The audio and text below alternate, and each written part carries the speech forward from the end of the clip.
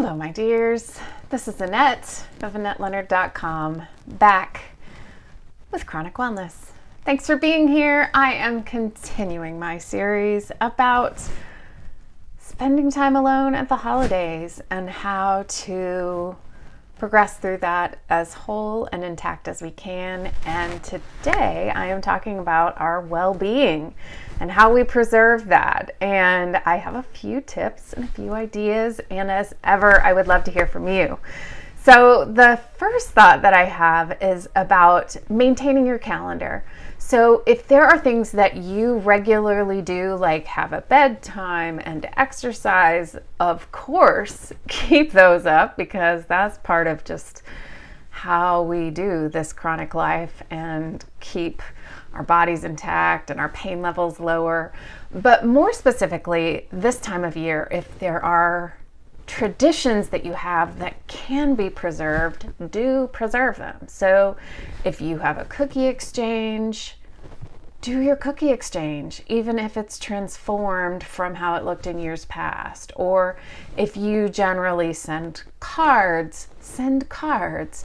If you usually get a tree, get a tree. Try to do the things that are fixtures in your life to keep things as normal and, I mean, what an awful word, but as regular and cheerful as you can.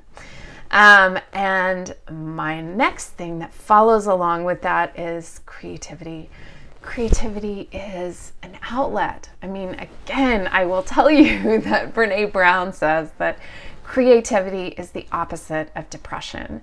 And whether that is knitting or decorating, if that is cooking or collating, whatever your creative outlet is, perfect. Do that.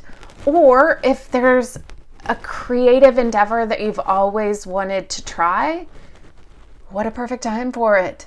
YouTube has video of everything, so get the supplies ahead of time and start watching the videos and teaching yourself how. Maybe it's Japanese brush calligraphy, or maybe it's figuring out how to make coiled pots, or I don't know, hammered jewelry, but give it a try, because creativity feeds our souls.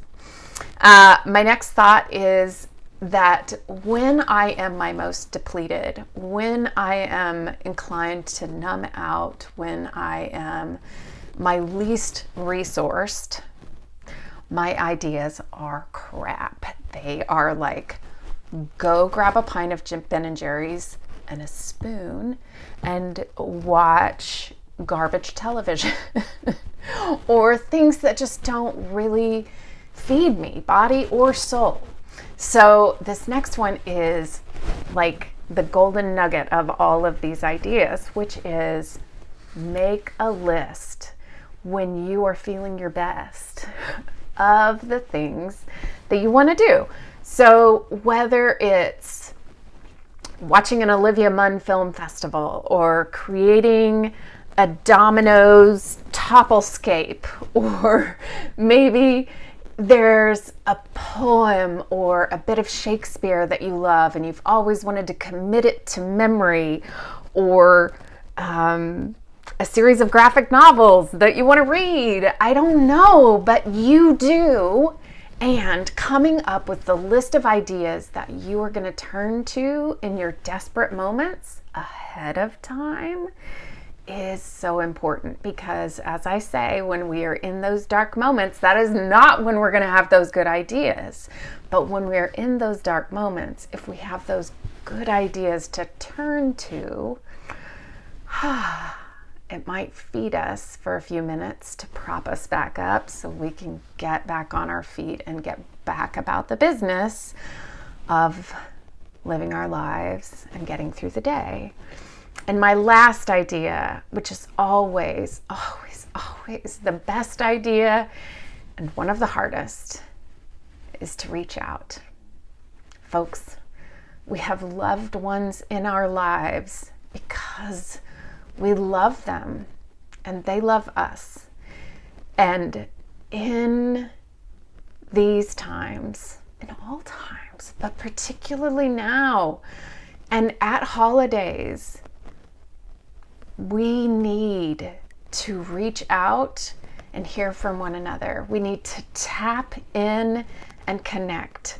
So my challenge to you is that every day you send a few text messages and you make a phone call, because being alone all day, every day, and not hearing the sound of another human voice in your own ear speaking directly to you doesn't serve.